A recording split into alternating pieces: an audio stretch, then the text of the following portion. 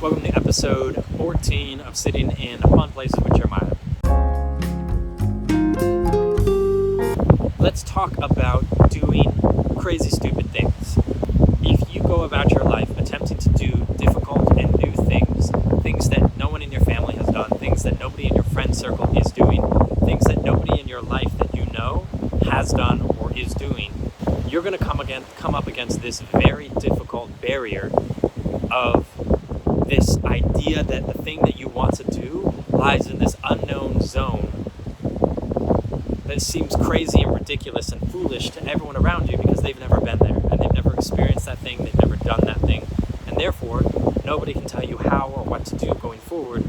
You have to create everything from scratch, and you have to write the rule book for what you're about to do. That can be a terrifying place to be. It is a terrifying place to be because there is no one you can lean on. There is no one that you can measure yourself against. There's no progress tracking ability because nobody is right ahead of you or right behind you for you to be able to gauge your progress against. You are doing something that nobody can give you advice on. It seems like those types of pursuits can be some of the absolutely most rewarding things that you can commit yourself to if you stick to it. One of the first things that I ever did that seemed crazy and ridiculous and stupid was to invest an absurd amount of time in reading books that had nothing to do with the curriculum that I was assigned in college. So I was at UCLA, I was in my junior year, I was taking a ridiculous amount of credits. I was a political science major, so we had a crazy amount of reading to do every single week, case studies and theory and different historical happenings that were relevant to what we were learning in the class. And I decided, on top of all of that, that I was going to start reading books of my own choice that carried no reward in school, they carried no financial incentive, there was no program I was a part of. I simply started using free time to read books.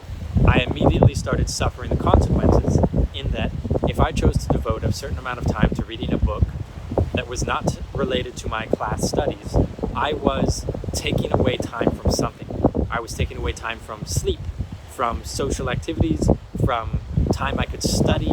I was sacrificing other things in order to be able to do this other thing that had no clear reward, that had no clear reward feedback system for letting me know I was doing a good job.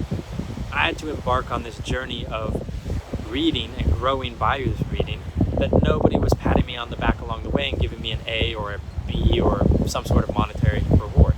The second thing that I started doing was reaching out to complete strangers who were professionals that I thought that I could learn something from and attempting to have a little bit of their time over the phone or over coffee or at lunch. And this was another area that there was no reward, there was no structure, there was no program, there was no schedule, there was no system. It was just something that I thought there was value in this getting to know other people, and so I decided to devote time and energy to it. And again, same thing with the reading. Every time I chose to spend the time to find, to email, to communicate with, to set up a meeting with, and then to actually go meet with a person, it was time taken away from other activities that had clearly built-in structures for rewarding, such as an hourly wage you get in a job, or the reward you get when you spend time studying or doing your assignments. Those are immediate feedback, immediate positive feedback activities, as opposed to going out and meeting strangers and building relationships. That's something completely unstructured. The third thing that I started to do that was completely unstructured was write. I started to write and publish on Medium, and nobody could tell me what the reward was for what I was doing. In fact, a lot of people saw it as a waste of time because there was no monetary or school incentive attached to it. But I believed that to invest time in this activity over a long period of time would refine my communication skills and allow me to also better structure the way that I'm able to think. And this activity has no clear feedback system. There is no daily checklist of what I get at the end of the day if I type a certain amount of words. This is about an unstructured activity that I have deemed to be important based on what I've learned from observation of the people that I admire, both in books and in real life.